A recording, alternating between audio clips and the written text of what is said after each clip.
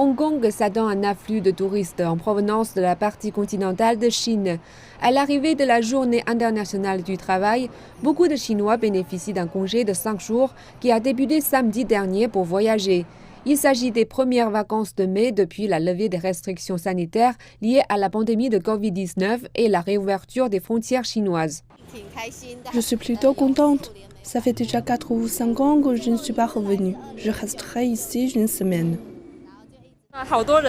Il y a tellement de monde. Je suis venue faire du shopping, mais beaucoup de magasins étaient en rupture de stock.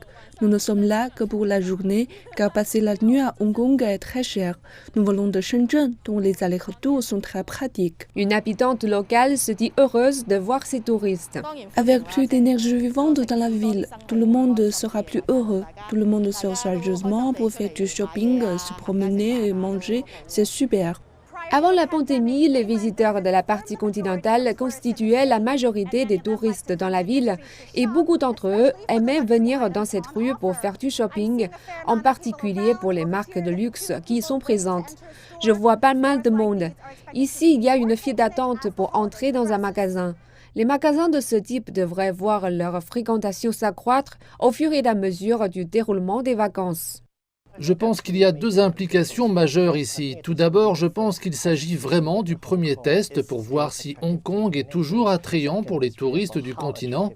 Deuxièmement, il s'agit vraiment de savoir à quel point il est attrayant. Le Conseil du voyage de Hong Kong estime qu'environ 600 000 visiteurs de la partie continentale de Chine se rendront à Hong Kong pour ces vacances. C'est approximativement la moitié du nombre d'arrivées continentales au cours de la même période en 2019.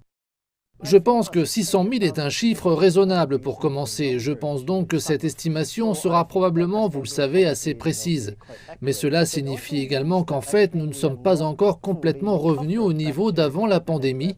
Je pense donc que l'impact sur l'économie restera positif. Je veux dire que les touristes du continent dépenseront probablement environ 2,5 milliards de dollars de Hong Kong pendant ces 5 jours, ce qui représente environ 0,1% du PIB de Hong Kong. Mais je pense que ça peut encore s'améliorer. Le secteur du tourisme de Hong Kong reste confronté à une pénurie de main-d'œuvre et M. Hong estime qu'il faut davantage d'incitation politique pour s'attaquer à ce problème. Bien que Hong Kong ait lancé diverses campagnes pour attirer des gens et stimuler la consommation, il ajoute qu'il doit en fin de compte mieux se positionner que les autres destinations concurrentes, y compris les villes de la partie continentale, afin de bénéficier d'un avantage relatif.